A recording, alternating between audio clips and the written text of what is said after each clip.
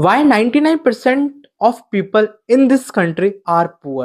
The reason is very clear. अब मैं आपको बताऊंगा वो रीजन क्या है. The thing is that कि हमें कभी भी नहीं पता था कि एसेट्स और लायबिलिटीज में क्या डिफरेंस होता है.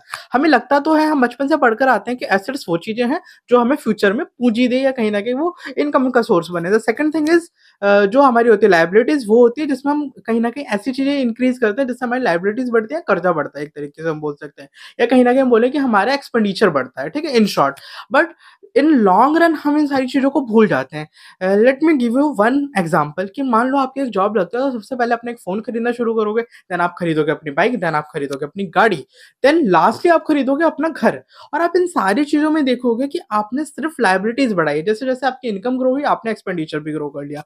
एंड ये गेम कोई समझ ही नहीं पाता कि इनिशियली जब आपके पास पैसा आता है ना, तो आप इन्वेस्ट करना शुरू करो. I am not recommending you there stock market. जिस फील्ड में आपको लगता है कि आपको इन्वेस्ट करके मल्टीपल चीजें मिल सकती है, कहीं ना कहीं इंप्रूवमेंट मिल सकता है, आपको ग्रोथ मिल सकता है. सो लाइक गोल्ड में इन्वेस्ट कर सकते हो, तो सिंपल चीज होती है. गोल्ड में इन्वेस्ट कर सकते हो, प्रॉपर्टी में इन्वेस्ट करते हो.